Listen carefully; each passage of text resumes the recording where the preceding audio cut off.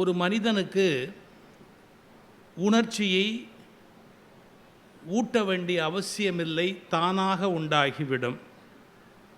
ஆனால் அதே மனிதனுக்கு அறிவு ஏற்படுத்துவது என்பது சுலபமான ஒரு காரியம் இல்லை. பசி உண்டாக்க வேண்டும் என்று யாராவது சொல்லிக் கொடுக்க வேண்டுமா? குழந்தை அழும். இளம் வயதில் காமம் காதல் என்பது வேண்டும் என்பதை யாராவது வகுப்பு நடத்த வேண்டுமா? வகுப்பிலேயே காதல் வரும். ஒரு மனிதனுக்கு கோபம் உண்டாக்க வேண்டும் என்று யாராவது சொல்லிக் கொடுக்க வேண்டுமா? கொடுத்த சொத்தை திருப்பி வாங்கி பாருங்கள், கொலை செய்து விட்டுத்தான் மறுவேலை பார்ப்பான். ஒரு மனிதனுக்கு உணர்ச்சியை யாரும் கற்றுக் கொடுக்க வேண்டியது இல்லை, அவனே அந்த உணர்ச்சியில் ஈடுபட்டு விடுவான். ஆனால் ஒரு மனிதனை அறிவாளியாக்குவது கடினம். நீ உணர்ச்சி வசப்படுகிறாய், தவறு செய்கிறாய் என்று புரிய வைப்பது கடினத்தில் கடினம். உன்னை பற்றி நீ யோசிக்க தொடங்கு, நீ தவறு செய்கிறாய், உன்னை மாற்றிக்கொள்ள வேண்டும் என்று சொல்லிக் கொடுப்பது மிக மிக மிக கடினம். நம்முடைய வீடுகளில் குழந்தையை வளர்க்கிற போதே என்ன சொல்லுகிறார்கள்? தடிக்கு கீழே விழுந்து விட்டால் அந்த குழந்தைகிட்ட சொல்லுவாங்க, அந்த இடத்த அடி, அதை விட உருப்படாமல் போகிறதுக்கு வேறு எதுவுமே வேண்டியதில்லை. அந்த இடம் என்ன பண்ணுச்சு? அது ஏதாவது உனக்கு கவுத்துச்சா? அது உனக்கு கெடுதல் பண்ணுச்சா? நீ பார்க்காம அங்கேருந்து ஓடி வந்து அந்த இடத்துல விழுந்துட்டு அப்புறமா அந்த இடத்த அடி அப்படின்னு அந்த குழந்தைய பழக்கணும்னா, நம்ம தப்புக்கு நாம் காரணம் இல்லை, வேற யாரோ தான் காரணம் அப்படிங்கிற உணர்வு எவ்வளவு ஆழமாக மனதில் பதியும். ஆனால் அறிவு சொல்லி கொடுக்குற புத்தகமோ ஆசிரியரோ குருநாதரோ என்ன பண்ணுவார்? எப்பா நீ தப்பு பண்ணப்பா, நீ கண்ணு இல்லாமல் கண்மண் தெரியாமல் ஓடி வந்தப்பா, நீ இப்படி செய்யலாமா, நீ யோசிக்க வேண்டாமா அப்படின்னு நீ உன்னுடைய தவற உணர ஆரம்பி அப்படின்னு நமக்கு போதிக்கக்கூடிய ஆசிரியர் தான் புத்தகங்கள் என்பதை நீங்கள் புரிந்து கொள்ள வேண்டும். அதனால்தான் பல பேர் புத்தகங்கள் படிப்பதில்லை என்பதையும் தெரிந்து கொள்ள வேண்டும். நம்முடைய தவறுகளை நியாயப்படுத்துகிறவர்கள் தான் நமக்கு வேண்டுமே ஒழிய, நம்முடைய தவறுகளை நமக்கு புரிய வைக்கிறவர்களை நமக்கு பிடிக்காது. நாம் என்ன தவறு செய்கிறோமோ அந்த தவறு நியாயமானது என்று நமக்கு ஆறுதல் சொல்லுகிறவர்களை பிடிக்குமே ஒழிய, மாறுதல் வலியுறுத்துகிறவர்களை நமக்கு பிடிக்காது. ஆனால் புத்தகங்கள் உங்களுக்கு ஆறுதல் தராது, மாறுதல் தரும் என்பதை அன்பு கூர்ந்து மனதில் பதிய வைத்துக் கொள்ளுங்கள். உலகு தொடங்கிய நாளாக லாவோட்ஸ், கன்ஃபியூஷியஸ், திருவள்ளுவர், பலவிதமான உலகத்தின் சிந்தனையாளர்கள், Marx, Engels, Isaac Newton, Einstein, எத்தனையோ விதமான பல்வேறு பெரியோர்கள் இந்த மனித சமூகத்துக்கு அறிவை ஊட்டுவதற்கான முயற்சியை மேற்கொண்டு கொண்டே இருந்திருக்கிறார்கள். அந்த அறிவுகளை எல்லாம் பதிவு செய்து வைக்க வேண்டும், டாக்குமெண்டேஷன் என்று பெயர், பதிவு செய்து வைக்க வேண்டும் என்று விரும்பி இருக்கிறார்கள். கொஞ்சம் ஜெனகாலஜி, அதாவது பிள்ளை பேரு மகப்பேறு பற்றி தெரிந்த மருத்துவர்களுக்கு தெரியும், அல்லது கொஞ்சம் அது பற்றி புத்தகங்களை தேடி படிக்கிறவர்களுக்கு தெரியும். ஜெனட்டிக்ஸ், எபிஜெனட்டிக்ஸ் என்று இரண்டு வார்த்தை உண்டு. ஜெனட்டிக்ஸ் என்பது உங்கள் மரபணுக்களில் உங்கள் முயற்சியின்றியே சில விஷயங்கள் பதிந்துவிடும். ஒரு சிங்கத்துக்கு பாய்ந்து வேட்டையாடுகிற கலையை யாரும் கற்றுக் கொடுக்க வேண்டிய அவசியமில்லை. அது ஜீனில் இருக்குது சார் அப்படின்பா, டிஎன்ஏல உள்ளே இருக்குது சார் அப்படின்பா. அது மாதிரி நம்முடைய தாத்தா பாட்டி அவர்களுடைய குணம் இவையெல்லாம் யாரும் நமக்கு சொல்லித்தர வேண்டிய அவசியமில்லை. டிஎன்ஏ, ஜெனட்டிக்ஸ் அதில் பதிவாகிவிடும். ஆனால் ஜெனட்டிக்ஸில் இருந்து ஒருவரை மாற்றுவதற்காக உண்டான துறை எபிஜெனட்டிக்ஸ் என்ற ஒரு வார்த்தை. அந்த எபிஜெனட்டிக்ஸ் என்பது என்ன என்று கேட்டால், அதை எப்படி சீரமைப்பது, அதில் குறை இருக்குமானால், குறைஞ்சபட்சம் அவங்க தாத்தா 9 கொலை பண்ணி உள்ளே போனவர்னு வச்சுங்க, இவன் 8 கொலையாவது பண்ணணும் பரம்பரை பெருமையை காப்பாற்றுறதுக்குன்ற ஐடியாவோடு வந்து பிறந்தா நம்ம நிலைமை என்ன ஆவருது? அவனை கொஞ்சம் சேஞ்ச் பண்ணலாம். அவன் ஜெனட்டிக்கலி அது மாதிரியான குணத்தில் இருந்தாலும் அவனை எப்படி மாற்றலாம், சயின்ஸ் இன்றைக்கு யோசித்தது, அப்படி தோன்றிய துறை எபிஜெனட்டிக்ஸ் அப்படின்னு பேர். அந்த எபிஜெனட்டிக்ஸில் எப்படி பண்ணுவாங்க, கருவில் குழந்தை இருக்கும்போதே அதனுடைய குவாலிட்டியை மாற்றுறதுக்கான நல்ல விஷயங்களை சொல்லிக்கிட்டே இருப்பாங்க. அமைதியாக இருக்கணும், நாம் கோவப்படக்கூடாது, நாம் சண்டை போடக்கூடாது, நாம் இன்னொருத்தருக்கு விட்டு கொடுக்கணும், பெருந்தன்மையாக இருக்கணும். இப்போ அந்த அம்மா என்ன பண்ணலாம், கருவில் குழந்தை இருக்கும்போதே அந்த குழந்தையோட பேசலாம். ஆனால் பெண்கள் சொல்கிறாங்க, சத்தம் போட்டு புருஷங்கிட்ட பேசினாலே கேட்குறது இல்லை, அதனால தான் சொல்கிறேன் அவர்கிட்ட பேசி பிரயோஜனம் இல்லை, இதுகிட்ட பேசுங்கன்னு சொல்கிறேன். உள்ளே இருக்கிற அதுகிட்டையாவது பேசுங்க, ஏன்னா இவர் உருப்படுறதுக்கு இனிமேல் வழி இல்லை, அவனாவது உருப்படணுங்கிற ஐடியாவில் சொல்லிக்கிட்டு இருக்கிறேன். எப்பா நீ கொஞ்சம் இரண்டா கண்ணா, உங்கள் தாத்தா 8 கொலை பண்ணதுக்கு நீ 9 கொலை பண்ணதுக்கு 7 கொலை 8 கொலை பண்ணாதரா, அதனால் நீ கொஞ்சம் அமைதியாயிரு அப்படின்னு சொல்ல முயற்சி பண்ணிக்கிட்டே இருந்தால் சில மாற்றங்களை உலகத்தில் ஏற்படுத்த முடியும். அறிவுபூர்வமான மாற்றங்களை ஏற்படுத்துவதற்காகத்தான் அறிஞர்கள், புத்தர்கள், புத்தக அறிவாளிகள், இவர்களெல்லாம் எழுத்தாளர்கள், சிந்தனையாளர்கள் உலகத்தில் பிறந்து கொண்டே இருக்கிறார்கள். ஐயா, புத்தருடைய வாழ்க்கையில் ஒரு கதை. புத்தர் இளமையான தோற்றத்தில் துறவுக்கு வந்துட்டார். துறவியாக இருந்தால் கூட கம்பீரமான அரச குடும்பத்தில் பிறந்ததாலே தோற்ற கவர்ச்சி உடையவர் புத்தர்.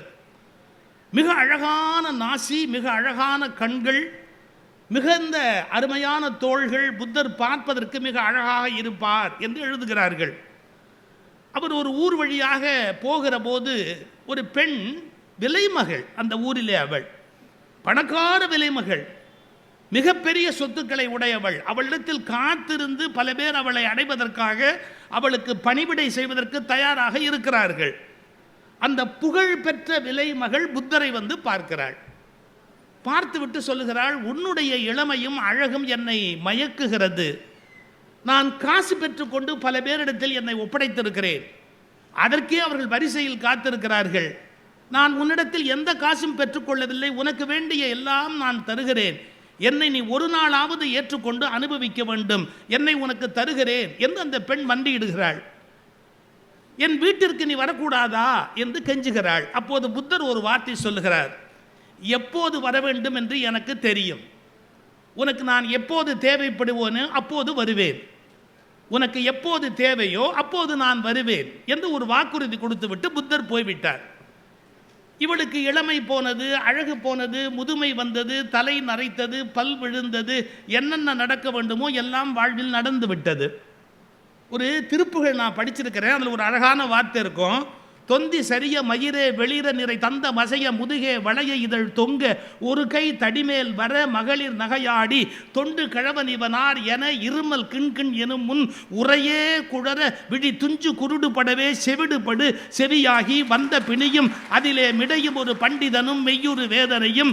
அப்படியே அந்த உடல் நோய்வைப்படுகிற அந்த விஷயத்தை அருணகிரிநாதர் எழுதி காட்டுவார், பட்டினத்தாரை எழுதி காட்டுவார். எல்லாருக்குமே வயசாகுது. இதே படியில் நான் எவ்வளோ வேகமாக ஏறி இருக்கிறேன்னு எனக்கு தெரியும் இல்லை, இப்போ ஒவ்வொரு படிப்படியாக ஏறுறேன்ல அதுவும் எனக்கு தெரியும் இல்லை. பாஞ்சு ஏறின காலம்னு ஒன்று உண்டு, பயந்து ஏறுற காலம்னு ஒன்று உண்டு இல்லை. இதெல்லாம் இயற்கை தானே, காலம் நமக்கு கற்றுக் கொடுக்குற பாடம் தானே. இது எல்லாம் இந்த விலைமகளுக்கு வந்துருச்சு, பல்லு உதிர்ந்துருச்சு, தலைமுடி கொட்டிடுச்சு, எல்லாமே ஆகிப்போச்சு. அந்த நேரத்தில் புத்தர் கதவை தட்டுகிறார்.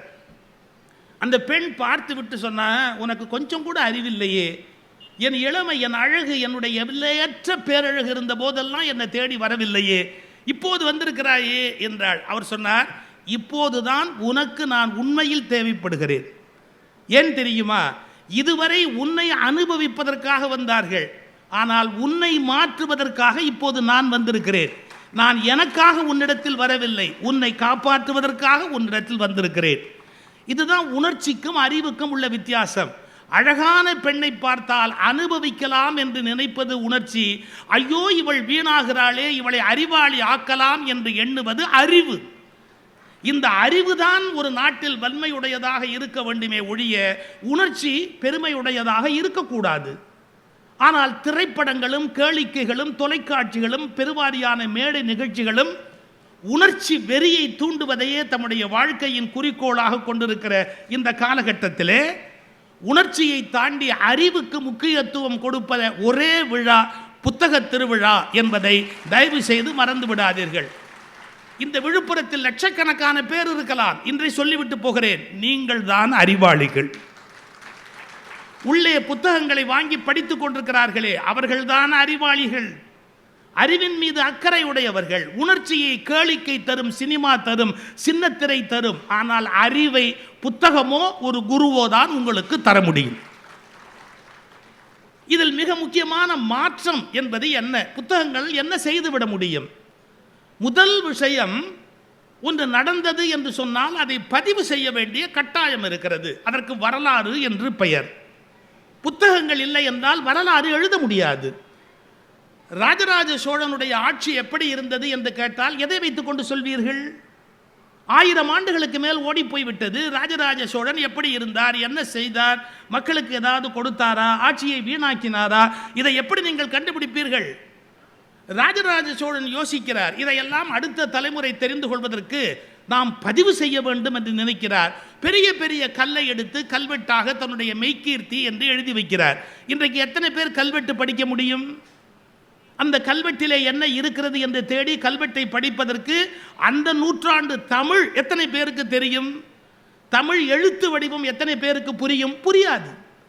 ஆனால் ராஜராஜ சோழனுடைய ஆட்சி எப்படி நடந்தது என்பதற்கான டாக்குமெண்டேஷன் வேண்டும் என்று சொன்னால் கல்வெட்டிலிருந்து அது ஒரு புத்தகமாக மொழிபெயர்க்கப்பட்டு வடிவமைக்கப்பட்டு அதனுடைய தன்மை மாற்றப்பட்டு புத்தகமாக இருக்குமானால், 1300 ஆண்டுகளுக்கு 1030 ஆண்டுகளுக்கு முன்பே ராஜராஜ சோழன் சில அற்புதங்களை செய்திருக்கிறான்.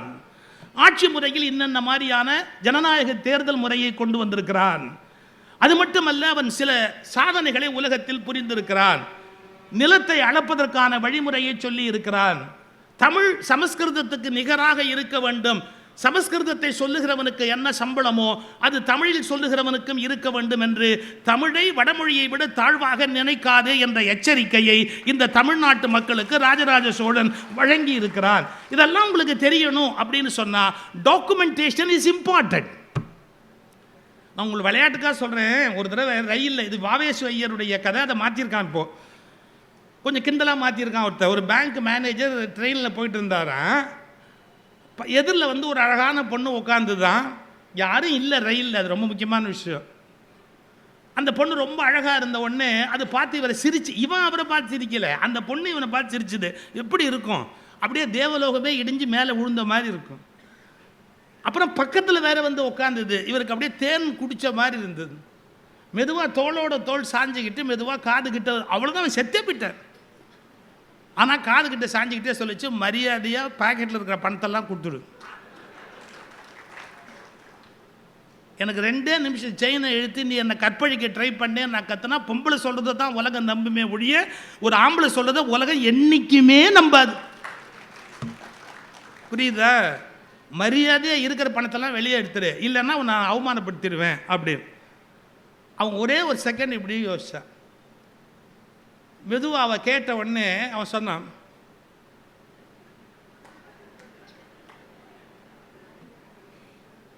என்ன சொல்றியே, எழுதி கொடுன்னா. இந்த கிறுக்கு பேப்பர் பேனை எடுத்து எல்லாத்தையும் வரிசையாக எழுதி மரியாதையாக பணத்தை கொடுத்துரு, இல்லாட்டி செயினை எழுத்து உன்னை மாட்டி விட்டுருவேன்னு எல்லாத்தையும் எழுதி அப்படி கையில் கொடுத்த உடனே எந்திரிச்சு அவனே செயினை எழுத்தான். என்னன்னா, டாக்குமெண்ட் பண்ணிக்கணும் எல்லாத்தையும், அப்போ தான் லைஃப்பில் சேஃபாக இருக்க முடியும். உண்மை சார். வாழ்க்கையில் சொத்து பத்திரம் எழுதுறது பெருசு இல்லை. ஒவ்வொரு மனுஷனும் எல்லாத்தையும் டாக்குமெண்ட் பண்ணணும். இந்த டாக்குமெண்ட் பண்ணுற வேலையை செய்யறதுக்கு பேர் தான் அந்த காலத்தில் கல்வெட்டில் அரசர்கள் செய்தார்கள். பின்னாளில் வரலாறு எப்படி மாறியது என்பதை புரிந்து கொள்வதற்கு புத்தகங்கள் தான் உங்களுக்கு உதவ முடியும். எந்த நூற்றாண்டில் என்ன நடந்தது என்பதை பற்றிய தெளிவு பெறுவதற்கு அதுதான் உங்களுக்கு உதவ முடியும். இப்படி சொல்லட்டுமா? ஆனால் வரலாறு படிக்கிற பல பேருக்கு நேராக படிக்கிற போது கோபம் வரும். கோபப்படக்கூடாது. ஏன்னா நீங்கள் வரலாறு படிக்கிற போது உண்மையும் வரும், பொய்யும் வரும். அவரவர்கள் எழுதுகிற போது அவரவர்களுடைய பார்வையை ஏற்றி எழுதுவார்கள். இப்போ ஒரு ஒயிட் ஸ்க்ரீனில், இந்த ஸ்க்ரீனில் எதுவுமே கிடையாது, ஆனால் அங்கேருந்து ப்ரொஜெக்ட் பண்ணுறாங்க. ஒரு சிப்பு சிஸ்டத்தில் இது அப்படியே ப்ரொஜெக்ட் பண்ண உடனே மொத்தமாக இதில் இது காட்சி ஆகுது. இங்கே எதுவும் கிடையாது. லைட் அணைச்சாச்சுன்னா அது சாதாரண ஒயிட் ஸ்க்ரீன். எப்படி இங்கேருந்து இது ப்ரொஜெக்ட் ஆகுதோ அப்படிதான் எல்லா எழுத்தாளர்களும் அவங்க மனசுல என்ன இருக்கோ அதை அந்த நூற்றாண்டு மேலே, அந்த அரசன் மேலே அல்லது அந்த இயக்கங்கள் மேலே ப்ரொஜெக்ட் பண்ணுவாங்களே ஒழிய உண்மையை எழுத மாட்டார்கள். அப்ப நாம எச்சரிக்கையா படிக்கணும். என்ன இதுல எந்த அளவுக்கு உண்மை இருக்கும், எந்த அளவுக்கு பொய் இருக்கும், லாஜிக்கலாக திங்க் பண்ண தெரியணும். இதில் எங்கே உண்மையை பிரிக்கிறது? என்னமோ பழைய காலத்தில் சொல்லுவான், அன்னப்பறவைன்னு ஒன்று இருந்தது, பாலையும் தண்ணியும் கலந்து வச்சா அது பிரித்து கொடுக்கும் அப்படின்னு சொல்கிறாங்க. நம்ம எல்லாருமே அன்னப்பறவை மாதிரி தான் இருக்கணும். எல்லாத்தையும் கலந்து தான் புத்தகத்தில் எழுதியிருப்பாங்க, அவங்கவுங்க நோக்கத்தின்படி எழுதியிருப்பாங்க. நாம் அன்னப்பறவை மாதிரி உட்காந்து பிரிக்கணும். நீங்கள் பொறுமையாக புரிஞ்சுக்கிறதா இருந்தால் நான் ஒரு விஷயம் சொல்லுவேன். இப்போ தமிழ்நாட்டில் ஒரு 2 சண்டை ஓடிக்கிட்டு இருக்கு. என்னன்னு கேட்டிங்கன்னா, திப்பு சுல்தான் இந்துக்களுக்கு விரோதமானவரா, திப்பு சுல்தான் இந்துக்களுக்கு ஆதரவானவரா அப்படின்னு ஒரு விவாதம் ஓடிக்கிட்டு இருக்குது. வரலாறு நீங்கள் கூர்ந்து படிக்கணும். ஒரு குறிப்பிட்ட காலம் வரையிலே திப்பு சுல்தானுடைய படைகள் பல கோயில்களை மாற்றி அமைப்பதற்கான, போராடுவதற்கான இயல்புடைய சராசரியான ஒரு மதம் சார்ந்த ஒரு அமைப்பாகவே இருந்தன. வரலாற்றை கிளீனாக படித்து பார்த்தா தெரியும், எத்தனையோ விஷயங்கள் ஒரு மதத்துக்கு எதிராக அவனுடைய படைகளால் செய்யப்பட்டன. அது ஒரு பக்கம். ஆனால் இன்னொன்று எடுத்து படிச்சிங்கன்னா, இந்து மக்களுக்காக கோயில் கட்டுறதுக்கு நிதி கொடுத்துருக்கிறார்.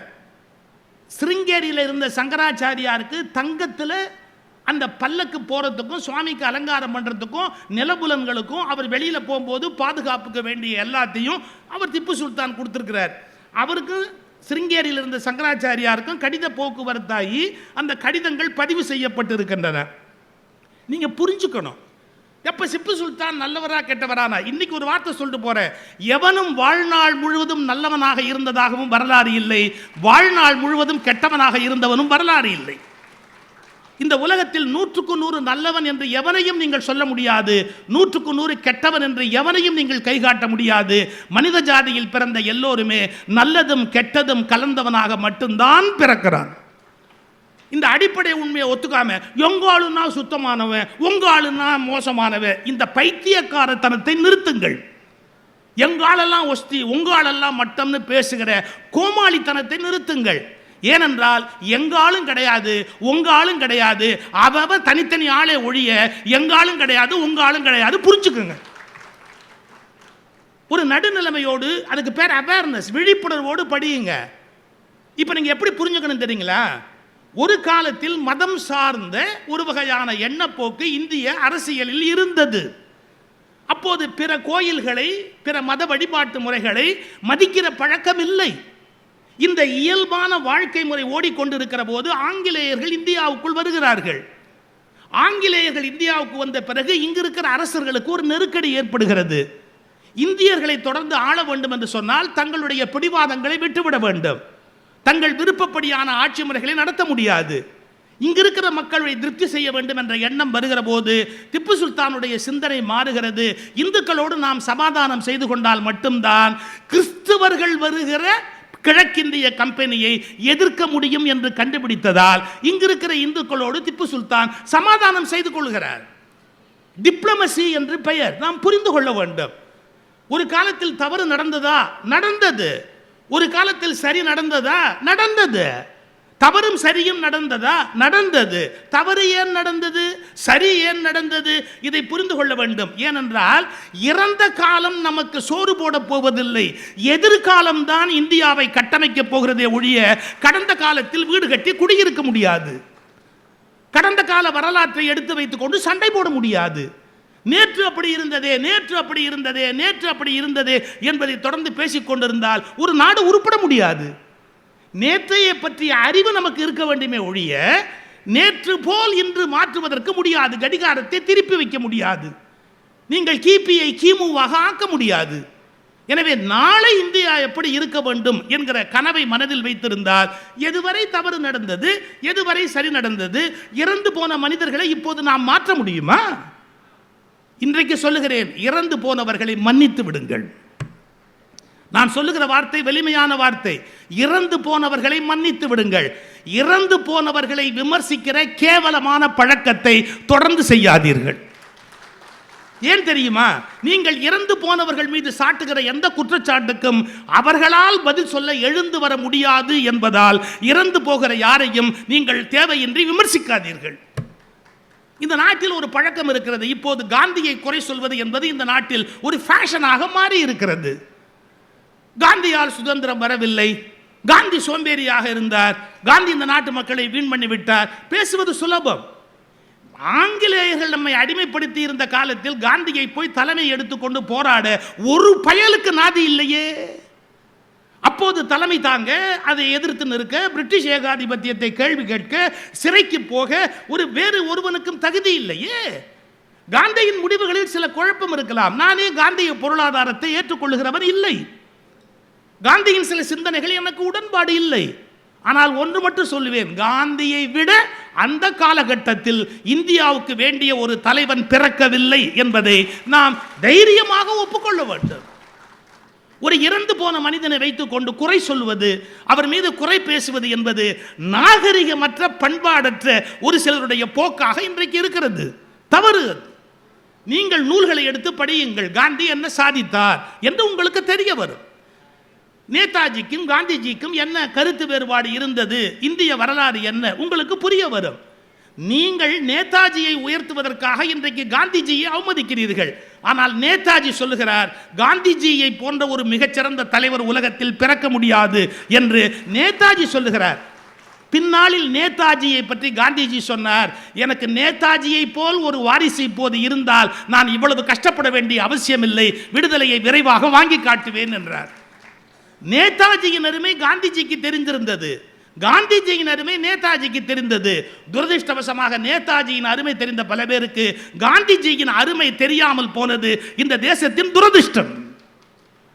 நீங்கள் நடுநிலையோடு சிந்தியுங்கள்.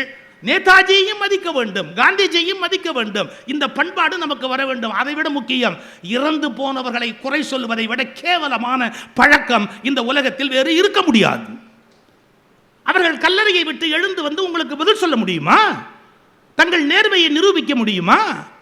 அவர்களை குறித்து நீங்கள் இழிவாக எவ்வளவு வேண்டுமானாலும் பேசலாம். அவர்கள் எப்படி உங்களுக்கு பதில் சொல்ல போகிறார்கள்? நான் எதற்காக சொல்லுகிறேன்? இந்த வரலாற்றை நீங்கள் படித்து புரிந்து கொள்ள வேண்டும். எந்த அளவுக்கு காந்தியின் அணுகுமுறை சரி, எந்த அளவுக்கு நேதாஜியின் அணுகுமுறை சரி, எங்கு காந்தி தவறு செய்கிறார், எங்கு நேதாஜி தவறு செய்கிறார், இந்த தெளிவு உங்களுக்கு வர வேண்டும். அதற்கு ஒரே வழி, யாரோ சொல்லுவதை நம்பாதீர்கள், நீங்களாக புத்தகத்தை அமைதியாக படித்து உண்மைகளை கண்டுபிடிக்கிற ஒரு பழக்கத்தை தயவு செய்து மேற்கொள்ளுங்கள். புத்தகம் உங்களை நீதிபதிகளாக்கும், புத்தகம் உங்களை நடுநிலைமைக்கு கொண்டு வரும், புத்தகம் உங்களை ஞானிகளாக்கும், புத்தகம் உங்களுக்குள் இருக்கிற மிருகத்தை கொன்று உங்களுக்குள் இருக்கிற புத்தனை தட்டி எழுப்பக்கூடிய ஆற்றல் வாய்ந்தவை புத்தகங்கள். அதற்காக சொல்லுகிறேன், புத்தகம் என்ன செய்யும் என்றால் அவை உங்களை மாற்றக்கூடிய வலிமை உடையவை. நாம் படிக்கிற போது தெளிவாக படிக்க வேண்டும். என்னுடைய மொழி, என்னுடைய இனம், என்னுடைய நாடு, இவற்றின் மீது நிச்சயம் மரியாதை எனக்கு இருக்கும், மாற முடியாது.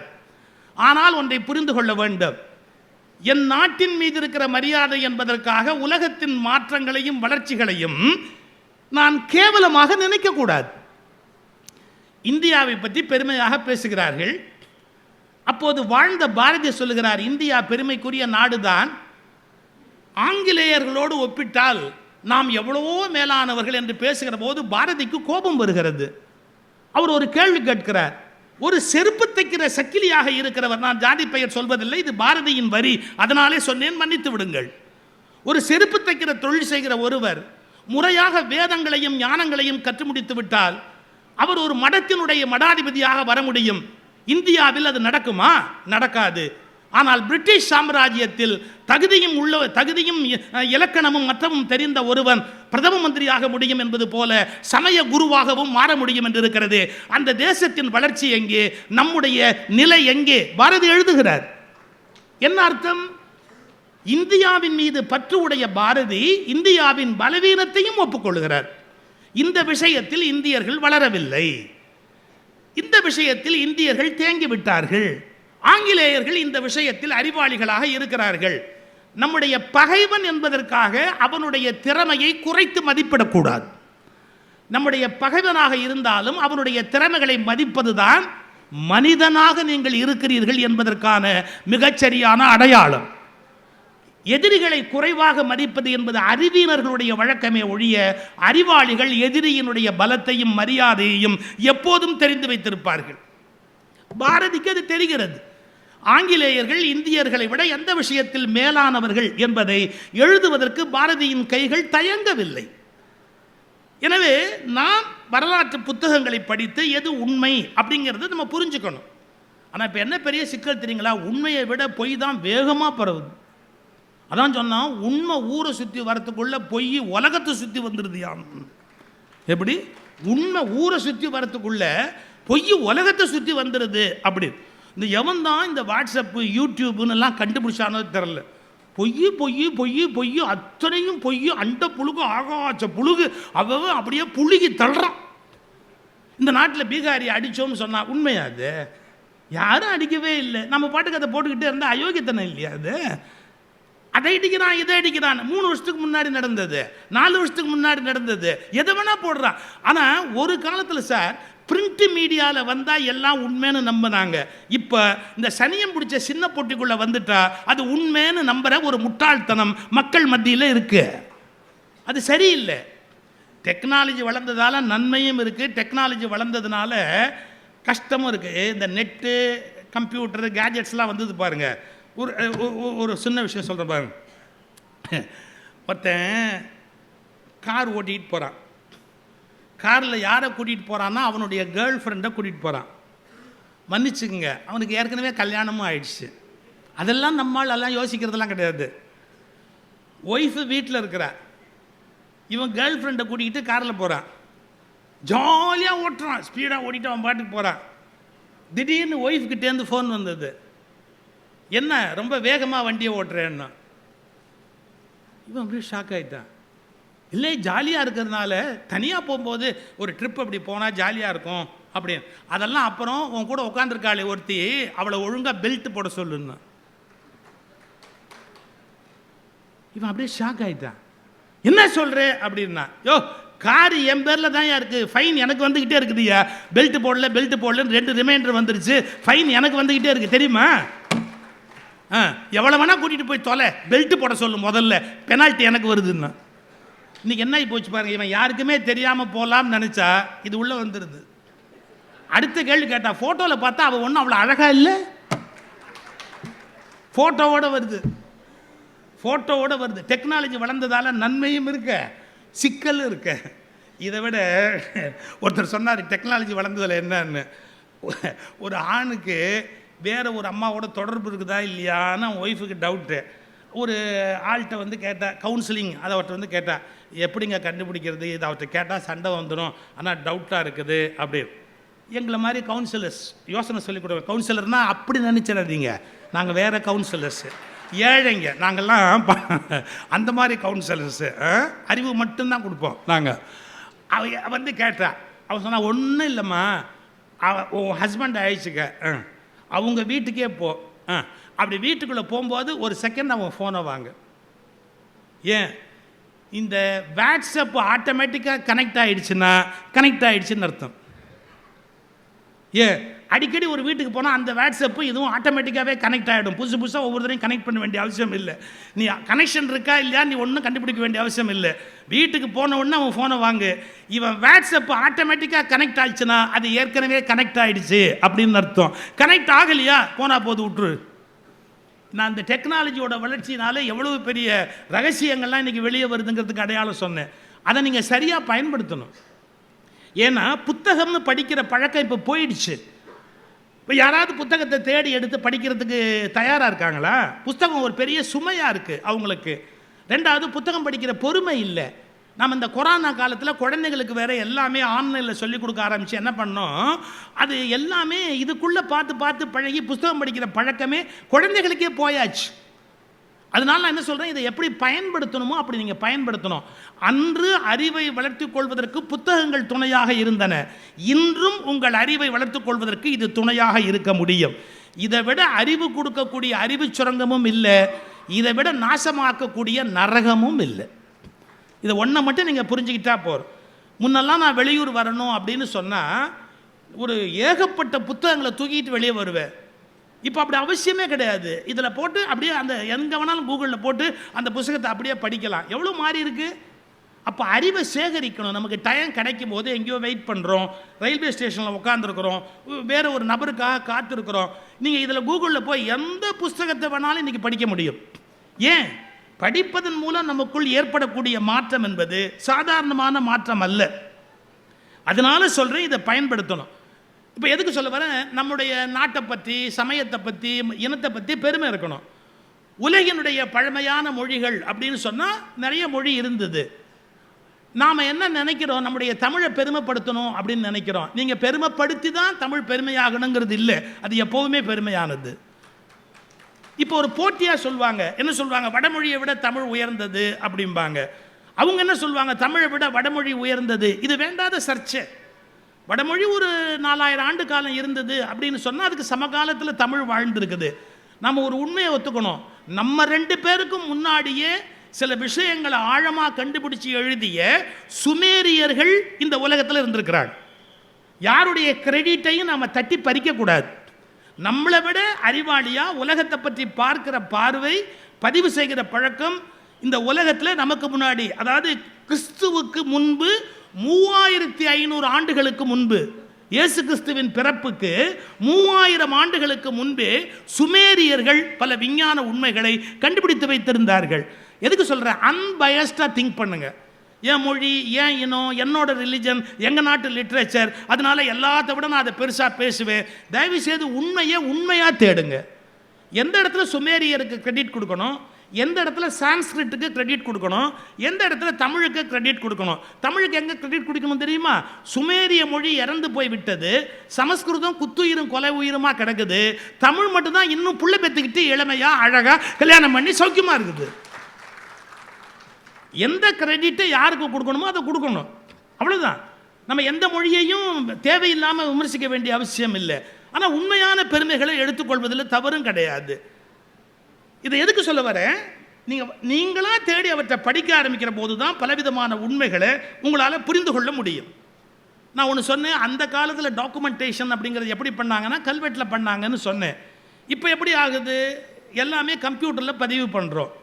இப்போ எங்களை மாதிரி ஆட்கள் சில ஆவணங்களை தேடி அவைகளை எடுத்து பேச்சு மூலமாக மக்களுக்கு கொண்டு போகிறோம். சார், நான் ஒரு செய்தி சொன்னேன், இந்த செய்தி தமிழ்நாட்டு மக்களுக்கு இன்னும் புரியவே இல்லை. நான் என்ன சொல்லிட்டு வரேங்கிறது யாருக்கும் புரியவே இல்லை. இந்த தமிழ்நாட்டு மரபில் கோயில்களுக்குள்ள பூஜை பண்ணிக்கிட்டு இருந்த உரிமை யாருக்கு இருந்ததுன்னா, பண்டாரம் அப்படிங்கிற ஒரு வகை, வேளார் அப்படின்னு ஒரு குறிப்பிட்டவங்க, அப்புறம் நாட்டார், அதாவது சில வகையான சமூகத்தை சார்ந்தவர்களுக்கு மட்டும்தான் அவங்களுடைய கோயிலில் பூஜை பண்ணுகிற உரிமை இருந்தது. அது கொஞ்சம் கொஞ்சமாக நாளாக நாளாக நாளாக கோயில் நமக்கு வறுமை, பணம் கொடுக்க முடியல, அல்லது அவங்க வாழ்க்கை முறையில் ஏற்பட்ட குழப்பம், பொருளாதார தேவைகள், இது காரணமாகவோ என்னவோ தெரியல, தொடர்ந்து அந்த கோயில்கள் அவங்களால நீடிக்க முடியல.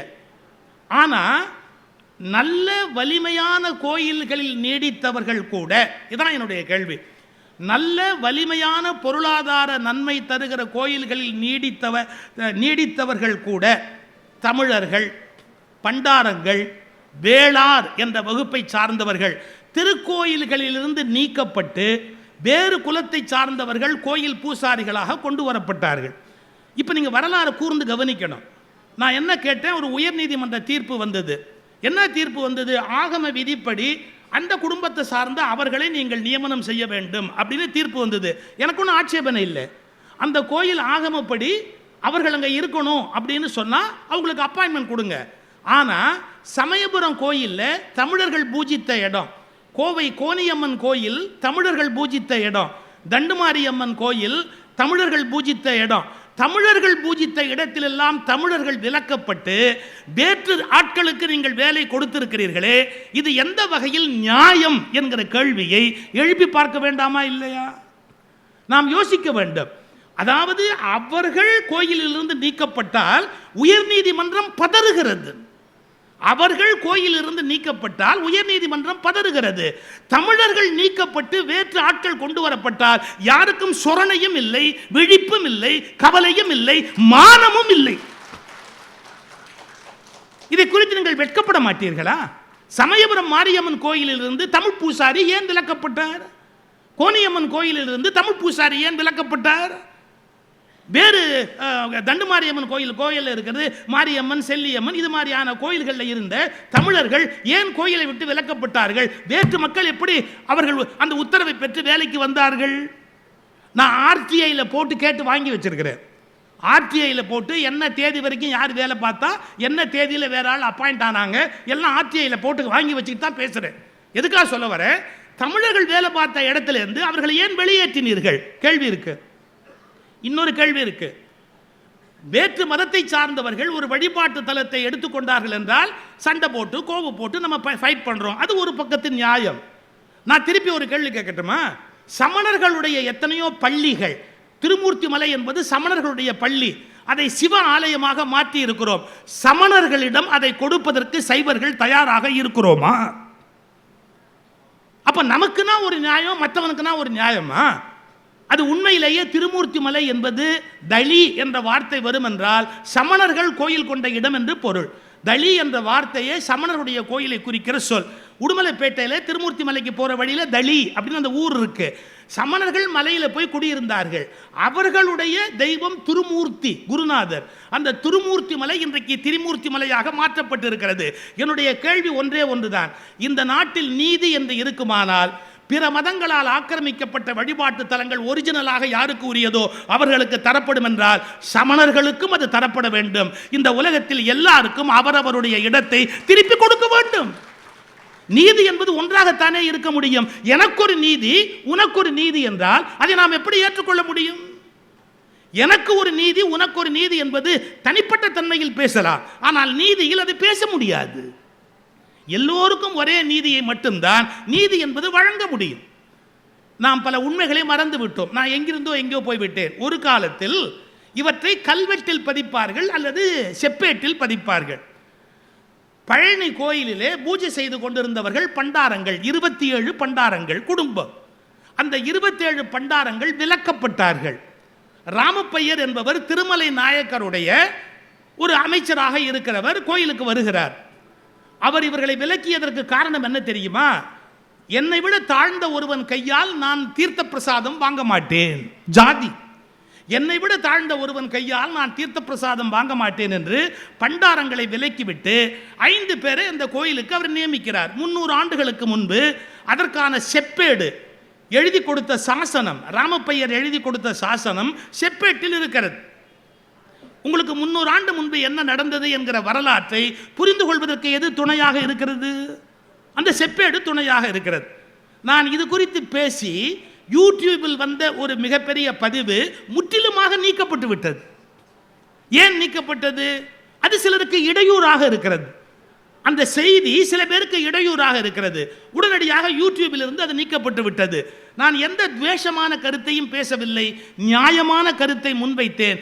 எனக்கு யார் கோயில் பூஜை செய்து அவர்கள் நன்றாக இருந்தாலும் எனக்கு வருத்தம் இல்லை. அவர்கள் வாழ்க்கை ஆதாரத்தை பறிப்பது என் நோக்கம் இல்லை. ஏற்கனவே பறித்தவர்களுக்கு எப்போது திருப்பி கொடுக்க போகிறீர்கள்? ஏற்கனவே வெளியேற்றியவர்களுக்கு என்றைக்கு வாழ்வு கொடுக்க போகிறீர்கள்? இது குறித்த கவலை, சமூக எழுச்சி மனிதனுக்கு தேவையா, தேவையில்லையா? இதை நீங்கள் புரிந்து கொள்ள வேண்டும் என்றால் அந்த கல்வெட்டை படிக்க வேண்டும் அல்லது செப்பு பட்டயத்தை படிப்பதற்கு பழக வேண்டும்.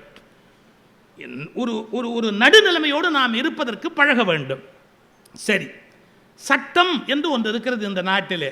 சட்டத்தில் ஏற்படுகிற குளறுபடிகள் உங்களுக்கு புரியாது, சாதாரண மக்களுக்கு புரியாது. அதை புரிய வைப்பதற்குரிய கடமை உள்ளவர்களும் புரிய வைப்பதில்லை. அவர்கள் யாருக்கு புரிய வைக்க வேண்டும்? யாருடைய கடமை அது? பத்திரிகையாளர்கள், ஊடகவியலாளர்கள், எழுத்தாளர்கள், அறிவுஜீவிகள், சிந்தனையாளர்கள், இவர்கள் புரிய வைக்க வேண்டும். ஒரு சின்ன விஷயம் சொல்லுகிறேன். மதுரையிலே ஒரு தீர்ப்பு அண்மையிலே உயர்நீதிமன்றம் வழங்கியது. பழனி கோயிலில் கொடிமரத்தை தாண்டி இந்துக்கள் அல்லாதவர்கள் போகக்கூடாது என்று தீர்ப்பு வந்தது. இது தமிழ்நாட்டில் இருக்கிற எல்லா கோயிலுக்கும் பொருந்தும் என்று ஒரு தீர்ப்பு வந்தது. ஒரு நீதி அரசருடைய ஆணையை நிறைவேற்ற வேண்டிய கடமை நமக்கு இருக்கிறது. ஏற்றுக்கொள்வதை தவிர வேறு வழி இல்லை, ஏற்றுக்கொள்கிறோம். ஒன்றை மறந்து விடாதீர்கள், பழனி மலையில் கொடிமரத்தை தாண்டி யாரும் போகக்கூடாது என்று நீதிமன்றம் உத்தரவு பிறப்பித்தது. ஒரு ஆச்சரியமான ரகசியத்தை சொல்லுகிறேன், பழனி மலையில் கொடிமரமே கிடையாது. வக்கீலும் பார்க்கவில்லை, பிரதிவாதியும் பார்க்கவில்லை, நீதிபதியும் பார்க்கவில்லை, நாடும் பார்க்கவில்லை, பத்திரிகையும் பார்க்கவில்லை. பழனி மலைக்கு மேலே கொடிய மரமே கிடையாது. கொடிமரம் இருக்கிற கோயில்களுக்கு இது பொருந்தும் என்ற உத்தரவை நேரடியாக போடாமல் மறைமுகமாக போடுவதற்கு பழனி உதவி இருக்கிறது. இந்த உத்தரவினுடைய அந்த விளக்கத்தை நீங்கள் பார்த்தால், உத்தரவு பெறுகிற போது இது எல்லா கோயில்களுக்கும் பொருந்தும் என்று அந்த நீதியரசர் உத்தரவு பிறப்பித்திருக்கிறார். அதை நாம் மறுத்து பேச முடியாது, சட்டம் இடம் கொடுக்கவில்லை. ஆனால் நான் சட்டம் படித்தவன். இதே போன்று ஒரு வழக்கு நடந்தது. ஒரு கிறிஸ்துவ அமைச்சர், அவர் ஒரு திருக்கோயில் கும்பாபிஷேகத்தில் கலந்து கொள்ள போகிறார். உடனடியாக வழக்கு மன்றத்துக்கு போனார்கள். அவர் கலந்து கொள்ளக்கூடாது. ஒரு இந்து கோயிலுக்குள் ஒரு கிறிஸ்துவ அமைச்சர் வந்து அந்த கும்பாபிஷேகத்தில் கலந்து கொள்ளக்கூடாது என்று. நன்றாக கவனியுங்கள், இது ஒரு நீதிபதி போட்ட உத்தரவு. இதற்கு முன்பு 2 நீதிபதிகள் உட்கார்ந்த பெஞ்ச். ஒரு நீதிபதியின் உத்தரவு இது, 2 நீதிபதிகளுடைய உத்தரவு. என்ன தெரியுமா? இது போன்ற கும்பாபிஷேகத்தில் வருகிறவர் என்ன மதம் என்றெல்லாம் பார்த்து கொண்டிருக்க முடியாது.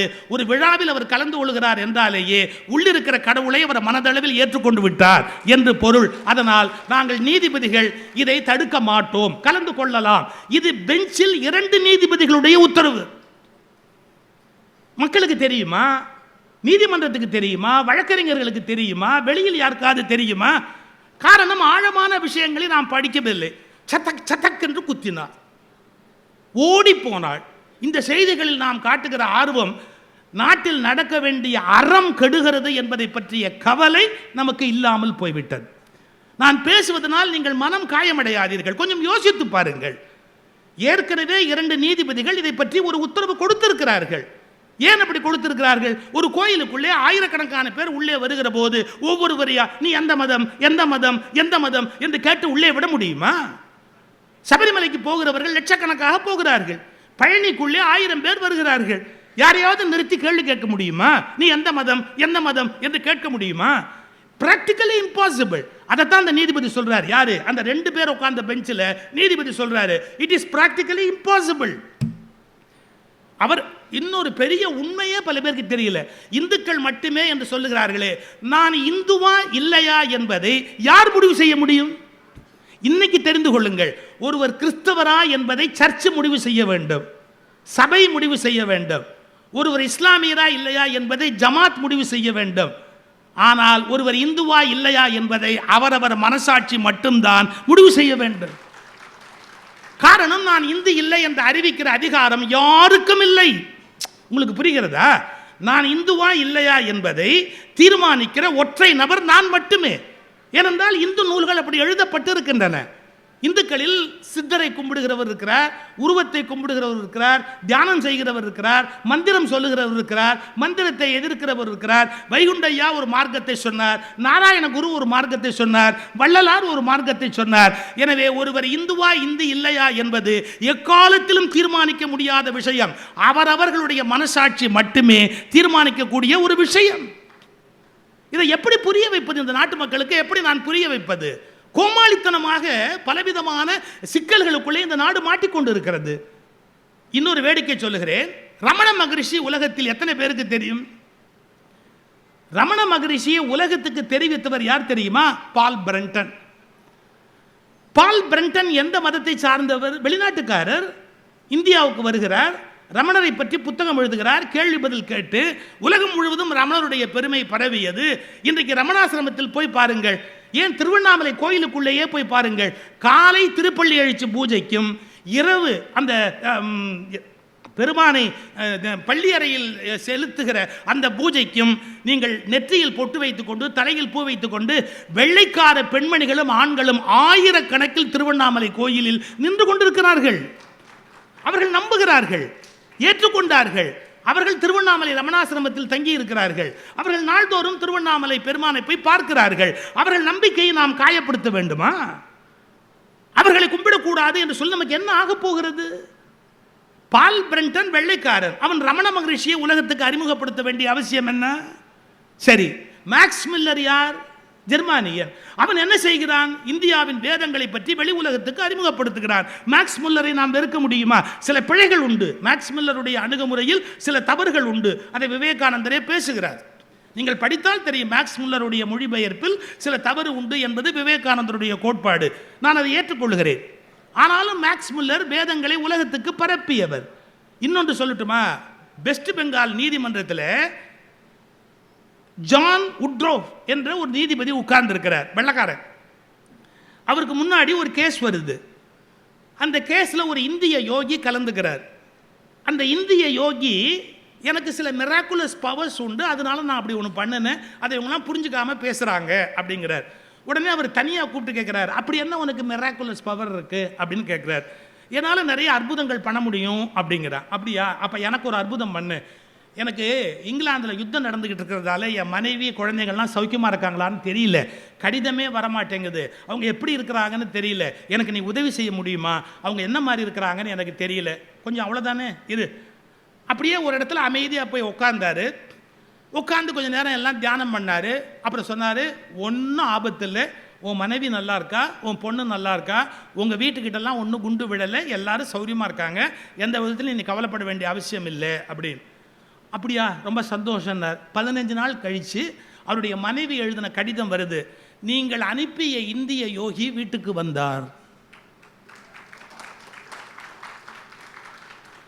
நலம் விசாரித்தார், நீங்கள் நலமாயிருக்கிற செய்தியை சொல்லி எங்கள் நலத்தையும் கேட்டறிந்து கொண்டு அங்கிருந்து புறப்பட்டு போனார். நாங்கள் நலமாகவே இருக்கிறோம், இங்கே எந்த ஆபத்தும் இல்லை.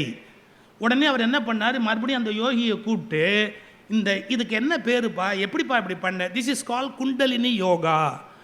நீ எனக்கு இந்த தீட்சை கொடுத்து கற்றுக் கொடுப்பியா? தாராளமாக கற்றுக் கொடுப்பேன் அப்படின்னு அவருக்கு இந்த யோகி தீட்சை கொடுத்தார். தி சர்பன்ட் பவர் அப்படின்னு அவர் ஒரு புக் எழுதினார். உலகம் முழுவதும் குண்டலினி யோகம் பரவியதற்கு ஒப்பற்ற காரணமாக அந்த ஒற்றை ஆங்கில நூல் நின்றது. எனக்கு என்ன புரியலன்னா, இந்திய தத்துவ இயலையும் இந்திய மரபியலையும் இந்திய வழிபாட்டியலையும் உலகெங்கும் கொண்டு போவது தவறா? உலகெங்கும் கொண்டு போனவர்களை வேற்று மதத்தவர் என்று விளக்க முடியுமா? அவர்களை காயப்படுத்துவதால் நாம் என்ன சந்தோஷம் அடைய போகிறோம்? அவர்களை பாராட்டுங்கள் என்று கூட நான் சொல்லவில்லை. ஈடுபாடு உடையவர்கள் அதை நல்ல முறையில் ஈடுபாடு செய்ய காட்டுகிறப்போ, யார் உங்களை வெறுத்து செய்கிறார்களோ அவர்களை நீங்கள் விசாரியுங்கள். யார் உடன்பாடு இல்லாமல் கோயிலுக்குள் வெடிகுண்டு வைக்கிறார்களோ அவர்களை நீங்கள் விசாரியுங்கள். ஆனால் ஈடுபாடோடு வருகிறவர்களையும் காயப்படுத்துவேன் என்பது என்ன வகையில் நியாயமாக இருக்க முடியும்? யோசியுங்கள். படிப்பது மட்டும் போதாது என் இனிய நண்பர்களே, சிந்திப்பதற்கு பழக வேண்டும். அவுரங்கசீப் கொஞ்சம் கடுமையான ஒரு ஆட்சியாளர். அவரை பற்றி படித்தால் மனம் வேதனைப்படும். நான் வரலாறும் படித்தவன். அது உண்மையில் வரலாற்றில் அவுரங்கசீப் வாழ்க்கையை படிக்கிற போது மனதில் சில வேதனை வரும். ஆனால் தாராஷுகோ என்று அவருக்கு ஒரு சகோதரர், அவுரங்கசீப்பை விட மிக அழகாக இருப்பார் தாராஷுகோ. வரலாற்றில் எழுதுகிறார்கள். அவர் இந்திய உபநிடதங்களை உலகத்துக்கு மொழிபெயர்த்து கொடுத்தது அவுரங்கசீப்பினுடைய சகோதரர் தாராஷுகோ. பின்னாளில் அவர் கொல்லப்பட்டார், அது வேறு விஷயம், கொடுமையான விஷயம். ஆனால் தாராஷுகோவினுடைய ஈடுபாடு, உபனிஷத் மீது இருந்த ஈடுபாட்டை நாம் கொச்சையாக நினைக்க முடியுமா? எதற்கு சொல்லுகிறேன்? பகை என்பதை விட அன்பு என்பதுதான் வலிமையான கருவியாக இருக்க முடியும். என் ஒரே வேண்டுகோள், பகையை நிறுத்துங்கள், புகையை நிறுத்துங்கள், அன்பை பொழியுங்கள், சமாதானத்தை விதையுங்கள். அது குறித்த சிந்தனை இந்த நாட்டில் வளர வேண்டும் என்பதற்காக வாரன் ஹேஸ்டிங்ஸ் இந்தியாவுக்கு பெரிய கெடுதல் செய்தவன். ஆனால் என்ன சொன்னான் தெரியுமா? ஒரு நாளில் நாங்கள் இந்தியாவையே இழக்க நேர்ந்தாலும் பகவத்கீதையை என்னோடு கொண்டு போவேன். ஏன்? உலகத்தின் எல்லா அறிவும் அதற்குள் அடங்கி இருக்கிறது. நான் இந்தியாவை இழக்க நேர்ந்தாலும் பகவத்கீதையை ஒருபோதும் இழக்க மாட்டேன் என்று வாரன் ஹேஸ்டிங்ஸ் தெளிப்படுத்துகிறார். இதையெல்லாம் எதற்காக சொல்லுகிறேன்? எத்தனையோ பேர் வெளியில் வேறு இடத்தில் இருந்தாலும் வேறு மதத்தில் இருந்தாலும் இந்த மதத்தை நேசித்திருக்கிறார்கள், அன்பு காட்டி இருக்கிறார்கள். அவர்களை நாம் புரிந்து கொண்டு ஏற்றுக்கொள்ள வேண்டிய அல்லது மதிக்க வேண்டிய, அவர்களுக்கு தர வேண்டிய இடத்தை தர வேண்டிய கடப்பாட்டில் இருக்கிறோம் என்பதை உங்களுக்கு சொல்ல விரும்புகிறேன். சரி, புத்தகம் என்ன செய்யுங்கிற கேள்வியை தொகுத்து இப்போ முடிச்சுக்கிட்டே வரேன். நீங்கள் படிச்சீங்கன்னு சொன்னால் உங்களுக்கு அறிவு வளரும், உங்கள் வாழ்க்கையில் மாற்றம் வரும். நான் ஒரு இடத்துல பேசும்போது ஒருத்தர் சொன்னார், சார் படிக்கணும் தான் சார், இறையன்பு சார் ஒரு புத்தகம் எழுதியிருக்கிறாரு, இலக்கியத்தில் மேலாண்மை, இவ்வளோ பெருசு. அப்புறம் மூளைக்குள் சுற்றுலா, இவ்வளோ பெருசு. எப்படி பேசுவது, என்ன பேசுவது, இவ்வளோ பெருசு. இதெல்லாம் எப்போ சார் படிக்கிறது முடியுமா சார்? நான் ஒரே ஒரு கேள்வி கேட்டேன், ஏன்ப்பா ஆரஞ்சு அப்படியாவோப்பா திம்பு? இல்லை சார், சொல்லையா அதே தான்ப்பா. ஒரு நாளைக்கு 2 பக்கமாக படித்தேன்னா ஒரு புத்தகத்தை படித்து முடிச்சுடலாம். ஆரஞ்சு அப்படியே லபக்குன்னு திங்கிறதுக்கு நாம் ஒன்றும் சிம்பன்சி இல்லை. ஆரஞ்சியே சொல்லையாக உரிச்சு தான் திங்க முடியும். நீ ஒரு அத்தியாயம் இன்றைக்கி படி, நாளைக்கு ஒரு அத்தியாயம் படி, நாளைக்கு ஒரு அத்தியாயம் படி. நீங்கள் புஸ்தகம் படிக்கணும்னா பெரிய புஸ்தகமாக இருக்குன்னு பயந்துடாதீங்க. இன்றைக்கி 2 பக்கம் படித்தா போதும். இல்லை இப்படி கூட வச்சுங்க, தூக்கம் வர வரைக்கும் படிங்க. சில பேருக்கு புஸ்தகத்தை எடுத்தாலே வராது தூக்கமெல்லாம் வரும். இப்போ பேச்சிலேயே பல பேருக்கு வருது.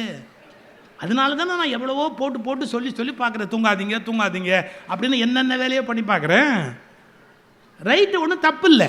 உங்களுக்கு தூக்கம் வர வரைக்கும் 4 பக்கம் படிங்களேன். 4 பக்கம் படிச்சு தலைவாணிக்கு பக்கத்தில் வச்சுங்க, 4 பக்கம் படிங்களேன்.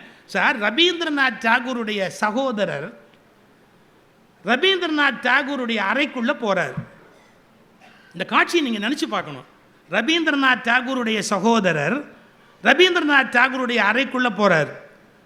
என்ன நடந்திருக்கு தெரியுமா? கட்டில் முழுக்க புஸ்தகம், கட்டில் முழுக்க புஸ்தகம், அலமாரி முழுக்க புஸ்தகம், சொவுரு முழுக்க புஸ்தகம். ஒரு தம்பியை காணுமே, கட்டிலில் படுத்துக்க வேண்டிய தம்பியை காணுமேன்னா தரையில் ஒரு ஓரத்தில் படுத்திருக்காரு. யார்? ரவீந்திரநாத் டாகூர். இப்போ புரியுதா? 2 நோபல் பரிசு அந்த மனுஷனுக்கு எப்படி, 2 நாட்டுக்கு தேசிய கீதம் எழுதி நோபல் பரிசு வாங்கினார் அந்த மனுஷன், எப்படின்னு புரியுதா?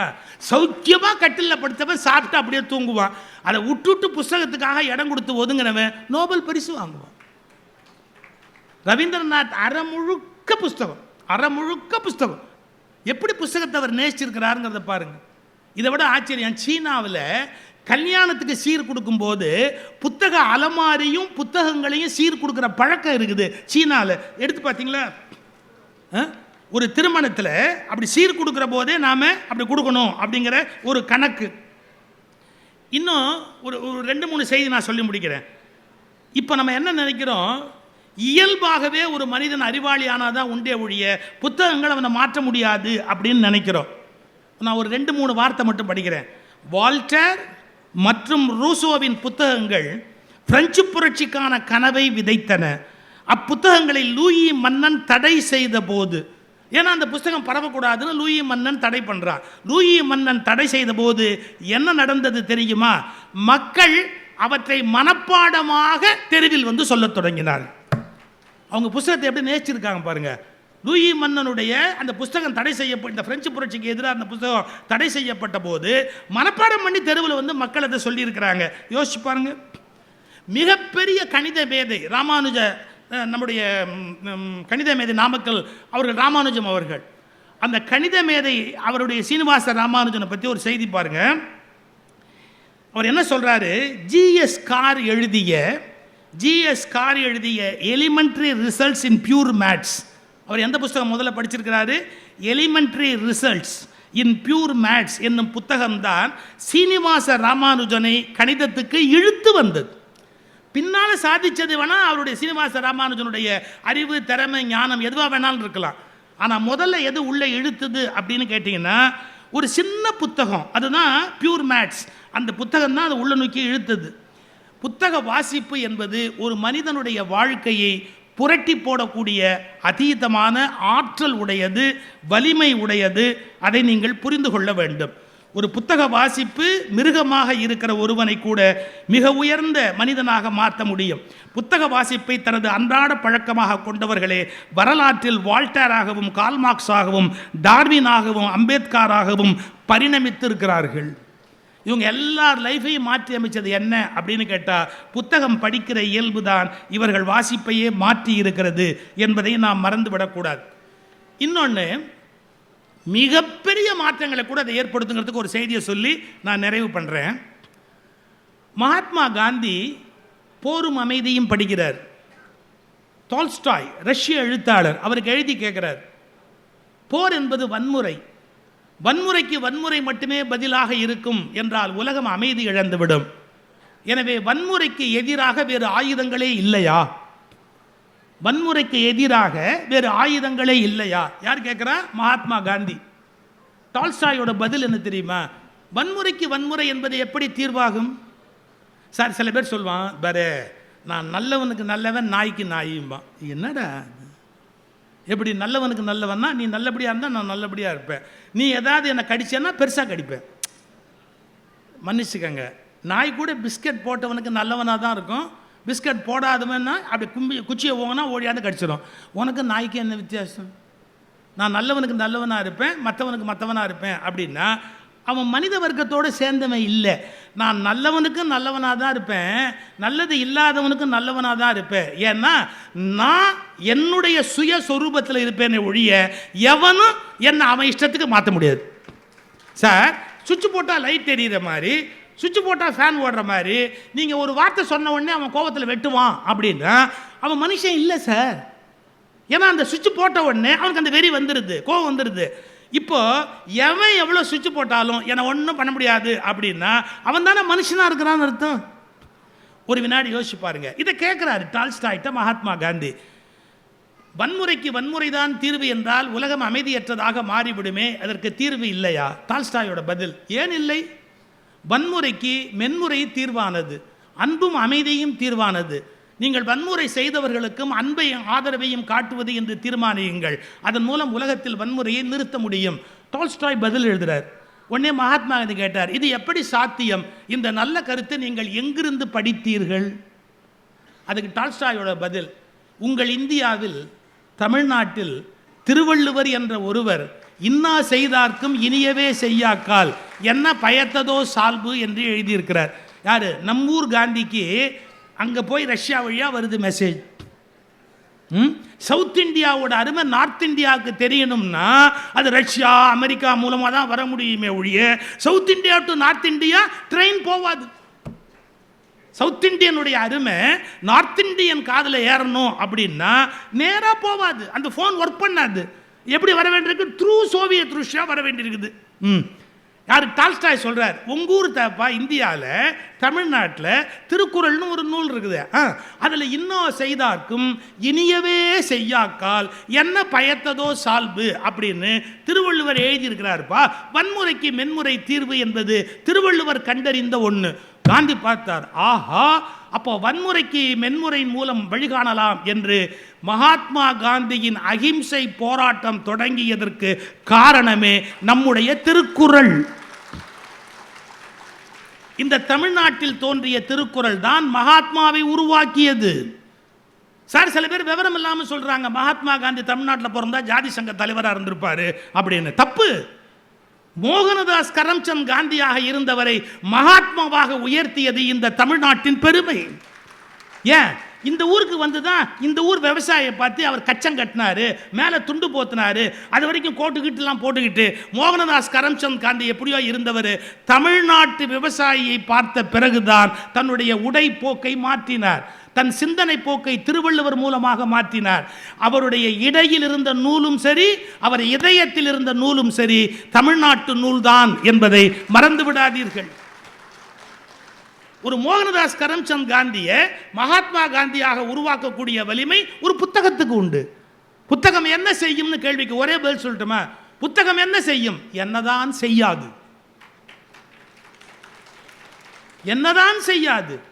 உங்களை அழ வைக்கும், உங்களை சிரிக்க வைக்கும், உங்களை ஞானியாக்கும், உங்கள் மிருகத்தனத்தை கொல்லும், உங்களை புத்தனாக்கும், உங்களை உயர்ந்தவனாக்கும், உங்களை தேவனாக்கும், உங்களை மேம்படுத்தி எல்லா அற்புதங்களும் செய்யக்கூடிய வலிமை ஒரு நல்ல புத்தகத்துக்கு உண்டு. எனவே நல்ல நாட்களில் புத்தகத்தை பரிசளியுங்கள். பரிசளிப்பதோடு நிறுத்தி விடாதீர்கள், புத்தகங்களை படியுங்கள். படிப்பதோடு நின்று விடாதீர்கள், அது குறித்து சிந்தியுங்கள். எல்லா புத்தகங்களிலும் முழு உண்மை எழுதப்படுவது இல்லை. சில பொய்கள் எல்லா புத்தகங்களிலும் கலந்து எழுதப்படுகின்றன. எனக்கு தெரிஞ்சு மிக பிரபலமான பல பேர் கூட புத்தகங்களில் பொய் எழுதியிருக்கிறார்கள். நீங்கள் கல்கி ரைட்டிங்கில் எனக்கு ரொம்ப இஷ்டம் உண்டு, ரொம்ப பிரியம் உண்டு. எனக்கு கல்கியோட எழுத்து ரொம்ப பிடிக்கும். என் பேர் இருக்கிற சுகியில் கீயே கல்கி தான். எங்கள் அப்பா கல்கியினுடைய ஆவலர், அதனால சுகி சுப்பிரமணியம்னு பேர் வச்சார். சுப்பிரமணியம் முதல் எழுத்து, கல்கி கிருஷ்ணமூர்த்தி முதல் எழுத்து, ரெண்டையும் சேர்த்து சுகின்னு புனைப்பேராக வச்சு எங்கள் அப்பா எழுதினார். என்னை முதல்ல எழுத வச்ச பத்திரிகை கல்கிங்கிற பத்திரிகை தான். கல்கியோட எனக்கு அவ்வளவு நெருங்கின தொடர்பு உண்டு, கல்கி மேலே எனக்கு அவ்வளவு ரிகார்ட்ஸ் உண்டு. அதனால் கல்கி நான் குறைச்சி சொல்லிட்டேன்னு நினைக்காதீங்க. ஆனால் அவருடைய பொன்னியின் செல்வனில் வரலாற்றிலிருந்து மாறிய திரிபு இருக்கிறது. ஏன்னா எனக்கு கல்கி ரொம்ப முக்கியம், அதை விட வரலாறு ரொம்ப ரொம்ப முக்கியம். வரலாற்று திரிபு இருக்கிறது. ஆதித்த கரிகாலன் கொலை வழக்குன்னு ஒரு புஸ்தகம் வந்திருக்குது, எடுத்து படிச்சு பாருங்க. ஆதித்த கரிகாலனுடைய கொலை யாரு, எந்த கல்வெட்டில் ராஜராஜ சோழன் அதை போடுறான், அந்த கொலையில் ஈடுபட்டவர்களுக்கு என்ன தண்டனை கொடுக்குறான், யார்கிட்டேருந்து நிலத்தை திரும்பி பிடுங்குறான், எல்லாமே கோயில் கல்வெட்டில் இருக்குது. என்ன எழுதுறான், இந்த மாதிரி அவனை கொலை செஞ்சதுக்காக அவன் அந்த 3 பேரில் ஒருத்தனாக இருக்கிற இவன் குடும்பத்தில் இருக்கிற நிலங்கெல்லாம் எல்லாத்தையும் பறிமுதல் பண்ண அப்படின்னு வாங்கி கல்வெட்டில் போட்டிருக்கிறான் ராஜராஜ சோழன். அப்போ ஆதித்த கரிகாலன் கொலை வழக்கில் வரலாற்றில் இருக்கிற உண்மை வேறாக இருக்கிறது, ஒரு நாவலில் நீங்கள் படிக்கிற உண்மை வேறா இருக்கு. அதில் வேற இன்னும் கொடுமை, அந்த பொன்னியின் செல்வனை வேற சினிமாவில் மாற்றிட்டாங்க. அவரே மாற்றினாரு, இவங்க இன்னும் மாற்றிட்டாங்க, யார் யாருக்காவோ என்னெல்லாமோ மாற்றினாங்க. அதனால் தயவுசெய்து வரலாறுனா ஒரிஜினல் டெக்ஸ்ட்டு படிங்க, ஒரிஜினல் டெக்ஸ்ட்டு எங்கே கிடைக்கும்னு தேடி படிங்க, அப்போ உங்களுக்கு உண்மை புரியும். அதை விட்டுட்டு யாரோ எழுதிட்டாங்கங்கிறதுக்காக, உங்களுக்கு பிடிச்ச ஸ்டைலில் எழுதிட்டாங்கங்கிறதுக்காக வரலாறுகளை எல்லாம் திரித்து எடுத்துக்கொள்ளாது. இது என்னுடைய பணிவன்பான வேண்டுதல். எனவே புத்தகங்கள் என்ன செய்யும், ஒவ்வொரு சொல்லும் முக்கியம் சார். ஒவ்வொரு சொல், நான் ஒரு வார்த்தை சொல்கிறது உண்டு, ஒரு சொல்னு ஒரு பேச்சு இருக்கு, அதில் சொல்லியிருப்பேன், ஒரு சொல் முத்தத்தை வரவழைக்கும், ஒரு சொல் யுத்தத்தை வரவழைக்கும். நீங்கள் என்ன வார்த்தை பயன்படுத்துறீங்களோ அதை பொறுத்து ஒரு சொல் முத்தத்தை வரவழைக்கும், ஒரு சொல் யுத்தத்தை வரவழைக்கும். அப்போ நம்ம சொற்களில் எவ்வளோ கவனமாக இருக்கணும், இந்த சொற்கள் அமைந்திருக்கிற நூலில் எவ்வளோ கவனமாக இருக்கணும், அந்த சொற்கள் அணிவகுத்து நிற்கின்ற ஒரு புத்தகத்தினுடைய கருத்தில் எவ்வளோ கவனமாக இருக்கணும். எனவே புத்தகங்களை நேசியுங்கள், வாசியுங்கள், சுவாசியுங்கள். ஆனால் அதோடு நின்று விடாதீர்கள். எனக்கு பிடித்த எழுத்தாளர் என்று கொண்டாடுவதை நிறுத்திவிட்டு இவர் உண்மை எழுதியிருக்கிறாரா பொய் எழுதியிருக்கிறாரா என்று கண்டுபிடிக்கிற அளவுக்கு உங்களை அறிவாளியாக வளர்த்து கொள்ளுங்கள். நீங்கள் அந்த எழுத்தின் அடிமைகளாக மாறிவிடாதீர்கள். ஒரு எழுத்தாளனுடைய அடிமையாக வாசகனாக மாறுவது நல்ல பழக்கம் அல்ல. நீங்கள் சிந்தனையாளனாக மாறுவதற்கு எழுத்தாளன் ஒரு எல்லை வரைதான் துணை செய்ய வேண்டும்.